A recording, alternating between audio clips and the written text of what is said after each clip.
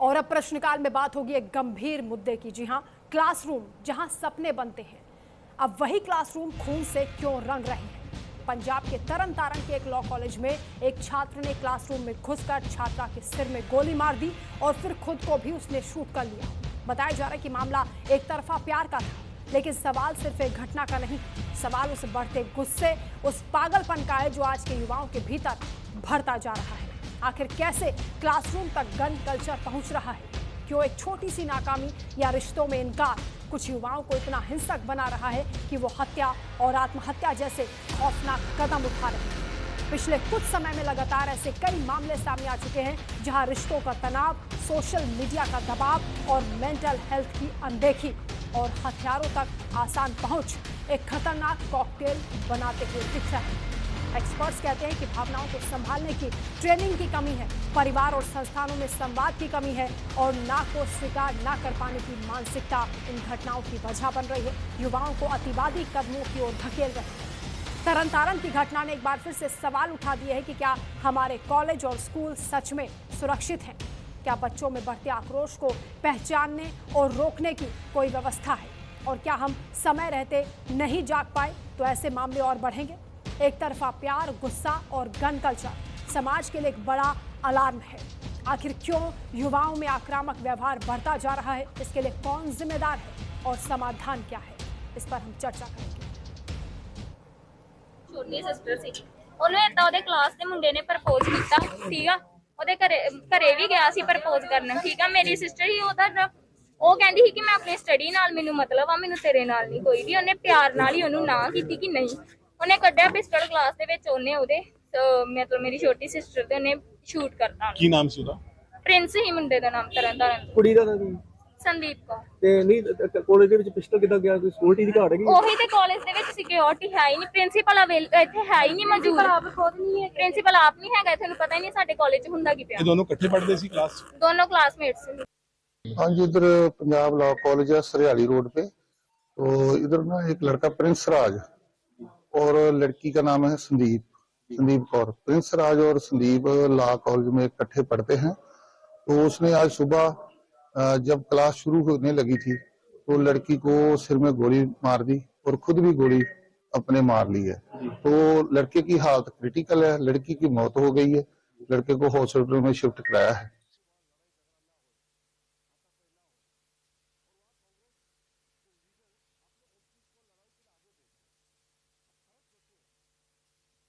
क्या है? पट्टी के उस्मा गांव के कॉलेज में छात्रा की हत्या होती है। प्रिंस राज ने संदीप कौर को गोली मार दी। संदीप कौर के गोली मारकर खुद को उसने शूट कर लिया। छात्रा की हत्या के बाद लॉ कॉलेज के प्रशासन को लेकर कहा जा रहा है कि वो फरार हो गए हैं। पुलिस की जांच लगातार चल रही है। पीड़ित परिवार ने न्याय की मांग की है, लेकिन ये घटना सवाल उठाती है कि आखिर कॉलेज में गन कैसे पहुंची और इतना एग्रेशन युवाओं में क्यों बढ़ता जा रहा है। तरन तारण में जो घटना हुई है, इस तरह का मामला ये पहली बार सामने नहीं आया। स्कूल कॉलेज में इस तरह की घटनाएं बढ़ती जा रही हैं। युवाओं में गुस्सा और पागलपन आखिर क्यों भर रहा है? इसके पीछे कौन से बड़े कारण हो सकते हैं और कैसे इस पर रोक लगाई जा सकती है? इस तरह की घटनाओं को कैसे रोका जा सकता है, इस पर हम चर्चा करने वाले हैं। जो सबसे बड़ी वजह है वो बताया जा रहा है कि एंजाइटी हो सकती है इसके पीछे, कम्युनिकेशन गैप और स्कूलों में सुरक्षा के पर्याप्त इंतजाम ना होना। ये कई ऐसे फैक्टर्स हैं जिसकी वजह से इस तरह की घटनाओं को बढ़ावा मिल रहा है। हालांकि सीबीएसई की ओर से कई नियम बनाए गए हैं जिसका पालन होना चाहिए। स्कूलों में काउंसलर की नियुक्ति की बात कही जाती है। फुल टाइम स्कूल में काउंसलर मौजूद रहेंगे, ये नियम बनाया गया है। छात्रों के मानसिक स्वास्थ्य और गाइडेंस के लिए काउंसलर का होना ज़रूरी है। हर 500 छात्रों पर एक काउंसलर की और टीचर की व्यवस्था करने की बात कही गई है।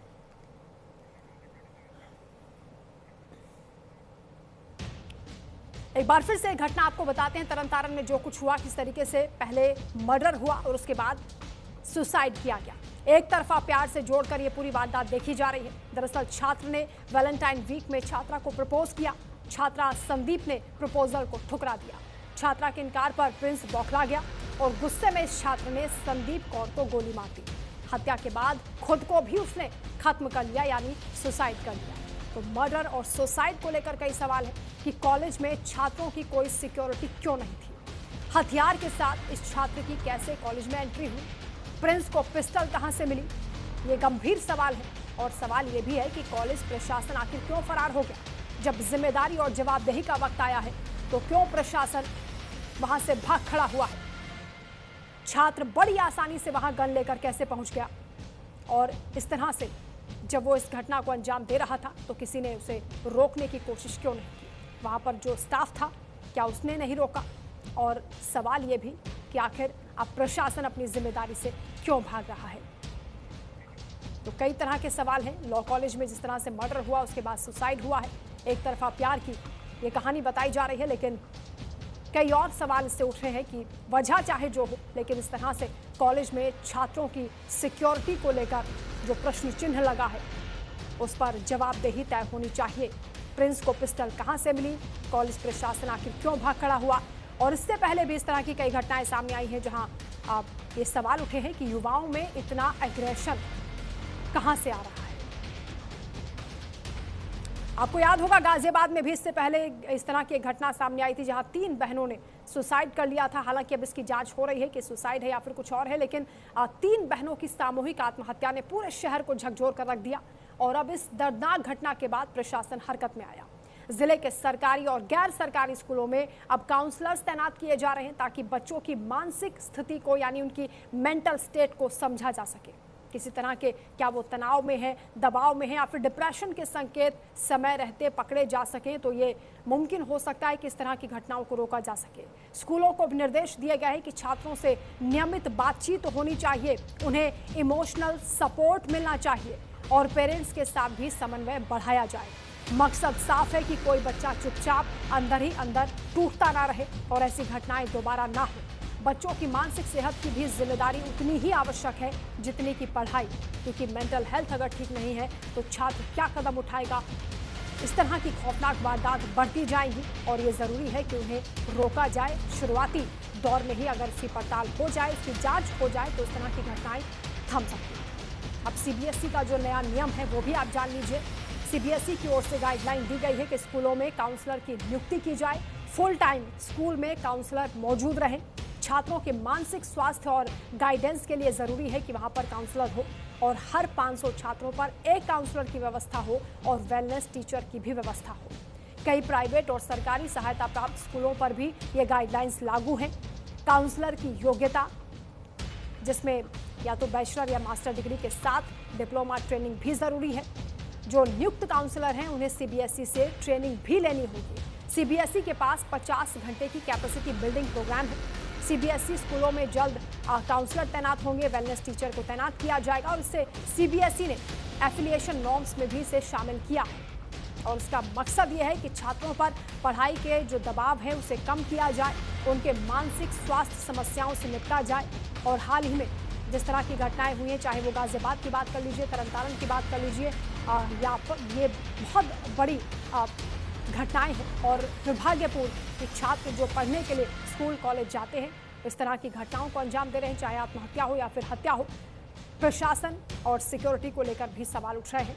कुल मिलाकर ये घटनाएं वाकई दुर्भाग्यपूर्ण है और सवाल ये उठ रहा है कि आखिर यूथ में इतना गुस्सा, इतना पागलपन, इतना एग्रेशन कहां से आ रहा है और क्लासरूम में गन कल्चर कैसे पहुंच गया है। बच्चों के एग्रेशन के कारण क्या हैं, इन सभी फैक्टर्स पर हम चर्चा भी करने वाले हैं। लेकिन सबसे पहले ग्राफिक्स के जरिए आपको बताते हैं कि आखिर छात्रों के मानसिक स्वास्थ्य और जो उनको गाइडेंस मिलनी चाहिए उसको लेकर CBSE के जो नियम है वो हम आपको स्क्रीन पर भी दिखा रहे हैं कि कई प्राइवेट और सरकारी सहायता प्राप्त स्कूलों के लिए भी नियम होंगे, जिसमें काउंसलर की नियुक्ति की बात कही जा रही है कि CBSE को फुल टाइम स्कूल में काउंसलर मौजूद रहने के लिए कहा गया है। CBSE ने कहा है क्योंकि छात्रों का मानसिक स्वास्थ्य भी उतना ही ज़रूरी है जितनी कि उनकी पढ़ाई, क्योंकि अगर मेंटल स्टेट उनका ठीक नहीं होगा तो वो ठीक से पढ़ाई भी नहीं कर पाएंगे और इस तरह की जो घटनाएं हैं, जो एग्रेशन और तनाव की वजह से इस तरह की घटनाएं हो रही हैं वो बढ़ सकती हैं।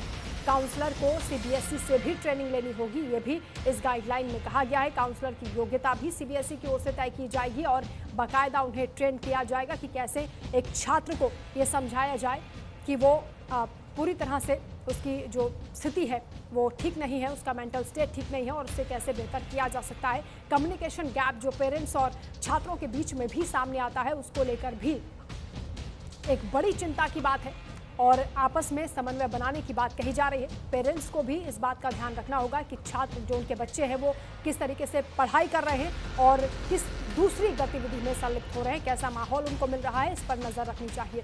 इस पर हम चर्चा करते हैं। हमारे साथ खास मेहमान जुड़ गए हैं। रवि अरोड़ा हैं, अध्यक्ष हैं अभिभावक संघ के, आपका स्वागत है। पूर्वी दिल्ली से हमारे साथ जुड़े हैं और डॉक्टर सांत्वना हमारे साथ जुड़ गए हैं, सामाजिक कार्यकर्ता हैं, आपका स्वागत है। डॉक्टर सांत्वना, शुरुआत आप ही से। जिस तरीके से ये घटनाएं बढ़ती जा रही हैं, तरन तारण में घटना हुई है, वजह चाहे जो हो, लेकिन युवाओं का जो एक गुस्सा है, जो पागलपन है, किस दिशा में हमारा भविष्य जा रहा है, ये बड़ा चिंता का विषय है और बड़ा प्रश्न चिन्ह है स्कूलों की, कॉलेज की सुरक्षा को लेकर भी। यह हमारे युवाओं की सामाजिक और मानसिक संकट की स्थिति दर्शा रहा है कि किस तरह हमारे युवा मानसिक तरह से बिल्कुल बीमार होते जा रहे हैं और किस तरह से हमारा समाज भी बीमार होता जा रहा है कि स्कूलों, कॉलेजेस और इस तरह से घटनाएं हो रही हैं। तो इसका जो इलाज है ना, हम 3 या 4 लेयर पे कर सकते हैं, क्योंकि एक सिर्फ स्कूलों का मुद्दा सॉल्व करके नहीं होगा। जब तक हमारे समाज के वैल्यूज कंजर्व नहीं होंगे, हमारे परिवार के वैल्यूज कंजर्व नहीं होंगे, तब तक ये नहीं हो सकता। तो हम स्कूल लेवल पे क्या कर सकते हैं? सबसे पहले स्कूल लेवल पे जो जैसा कि सीबीएसई की गाइडलाइंस है, उसके हिसाब से काउंसलर की नियुक्ति होनी चाहिए। प्राइमरी लेवल पे ही स्क्रीनिंग होनी चाहिए। जैसे ही पता चलता है कि कोई बच्चा एंजाइटी में है या डिप्रेशन में है, प्राइमरी लेवल पे ही स्क्रीनिंग होनी चाहिए और ऐसे कोई अपराध होने की संभावना तभी पता लगाई जा सकती है। दूसरा, फैमिली लेवल पे और सोसाइटी लेवल पे क्या किया जा सकता है? वैल्यू कंजर्व करने की जरूरत है, हमारे संस्कारों को कंजर्व करने की जरूरत है। और जैसे कि हम परिवार में बच्चों से बात नहीं करते या बच्चे अपने पेरेंट्स से बात नहीं करते, वो एक बहुत जरूरी बात है कि जब बात करेंगे तभी पता चलेगा कि बच्चे के मन में क्या चल रहा है। आजकल की लाइफ इतनी बिजी हो गई है, न्यूक्लियर फैमिलीज हो गई है, जिसकी वजह से बच्चे और पेरेंट्सों में दूरियां आ चुकी हैं। और थर्ड लेवल पे हम लीगल कार्यवाही की बात करते हैं कि इस तरीके के रैकेट चल कैसे रहे हैं कि इजीली गन अवेलेबल हो जा रही है या कानूनों का पालन क्यों नहीं हो रहा है। तो इन तीनों मुद्दों पे हमें बात करने की भी जरूरत है और तीनों चीजों को इम्प्लीमेंट करने की भी जरूरत है। रवि अरोड़ा जी, अभिभावकों की भी जिम्मेदारी बनती है कि वो बच्चे पर नज़र रखें, क्योंकि मोबाइल का जो एक्सेस उन्हें मिला हुआ है, इंटरनेट अनलिमिटेड है, वो किस तरह की गतिविधियों में संलिप्त हो रहे हैं कोई नहीं जानता, उन पर नज़र होनी चाहिए।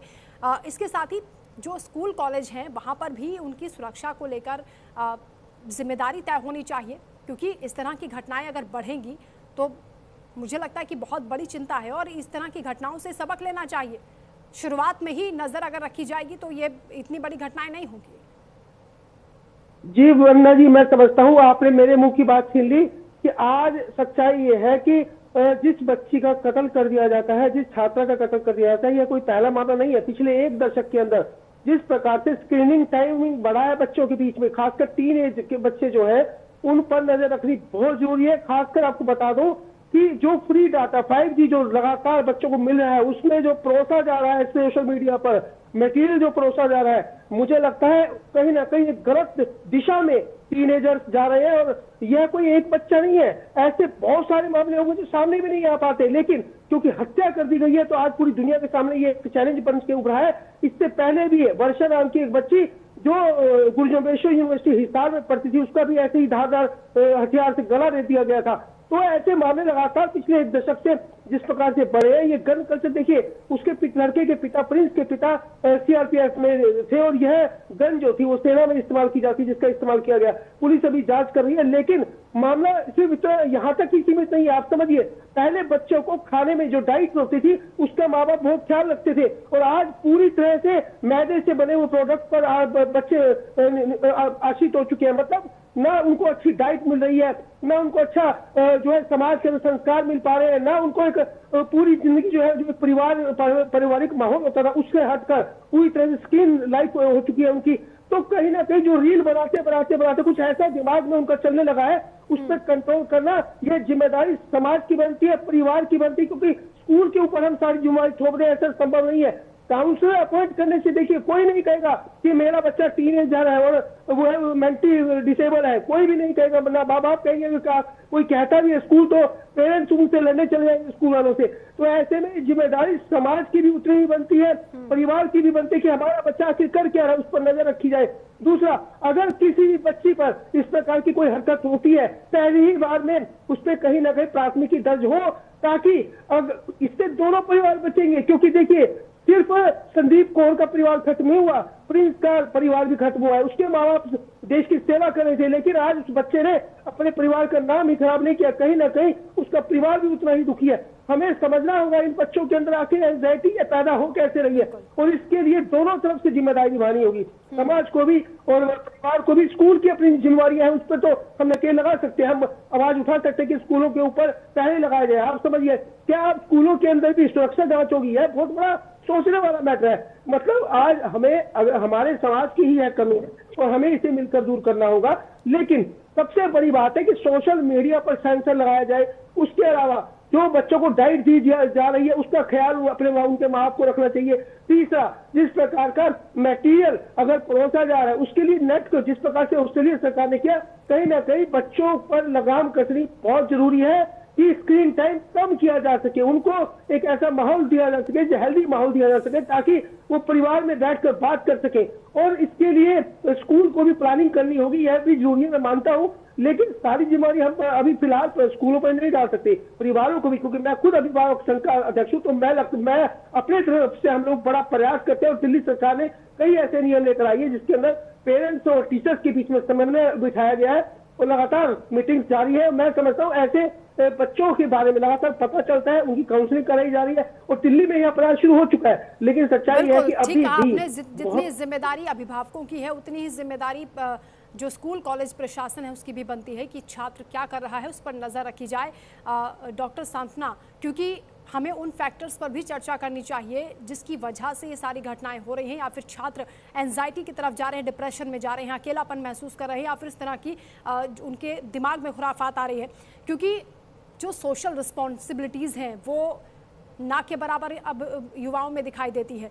दूसरी चीज़, मोरल वैल्यूज़ बहुत कम हो गई हैं। क्या उनकी समझ उनको नहीं है, या फिर जिस दिशा में हमारा ये कल्चर बढ़ा है उसके लिए ये जिम्मेदार है? अच्छा प्रश्न उठाया आपने।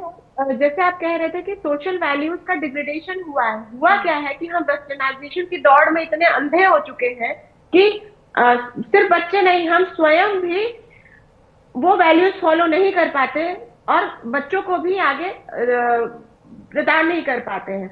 अब होता क्या है कि इसकी वजह से एक्चुअल वैल्यूज क्या हो और कैसे रहना चाहिए बच्चे डिफरेंशिएट ही नहीं कर पाते हैं। दूसरा, रियल लाइफ को रियल लाइफ समझ लिया है बच्चों ने कि जो रील में दिखाया जाएगा वही रियल है।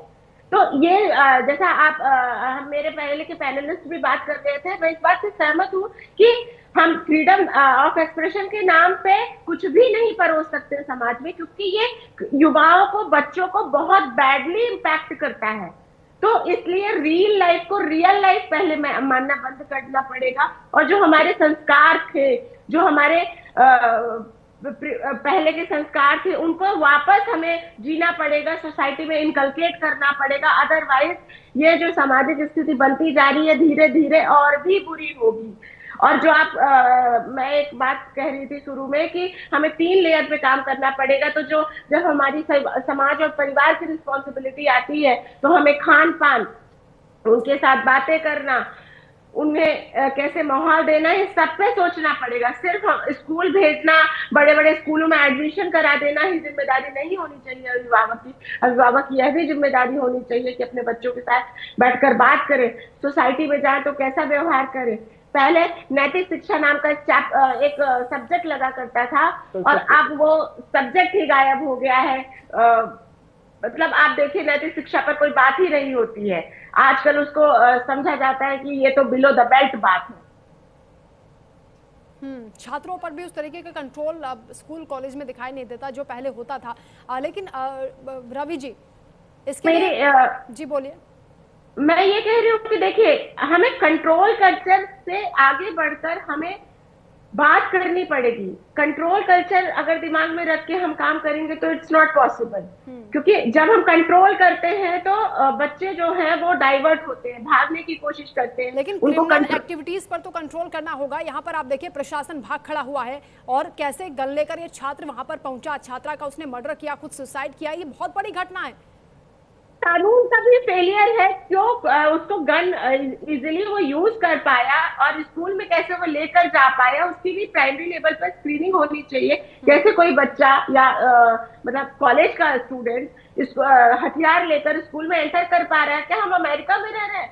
हम इंडिया में रह रहे हैं जहाँ पे मतलब कानून व्यवस्था इतनी अच्छी है, लेकिन इस लेवल पे कानून का फेलियर हो रहा है। ये बहुत बड़ा क्वेश्चन है। मैं आपकी बात से सहमत हूँ। बिल्कुल रवि जी, अब केवल ये घटना तरनतारन में नहीं हुई है, इससे पहले दिल्ली में घटनाएं हो चुकी है। कोटा में सबसे बड़े एक हब के तौर पर देखा जा रहा है, जहां सुसाइड सेंटर वो बन चुका है, फिर सेंटर बन चुका है। लगातार एक के बाद एक घटनाएं हो रही हैं। क्या इसके पीछे आपको लगता है कि मेजर फैक्टर है जिस पर काम करना चाहिए? जी बिल्कुल, देखिए हताशा बच्चों में आखिर क्यों आ रही है, इस हताशा पे काम करना बहुत जरूरी है। कोटा के अंदर हर साल खबर निकल कर आती है और बड़ा मन पीड़ित होता है इस बात को लेकर कि जिन बच्चों के ऊपर कंधों पर समाज को चलाने की जिम्मेवारी हमें रखनी है और वही बच्चे जब सुसाइड कर लेते हैं। लेकिन मैं समझता हूँ इस हताशा से जूझने के लिए हमें बच्चों को अप्रिशिएट करना होगा कि बच्चे की किस प्रकार से हमें इससे लड़ना है।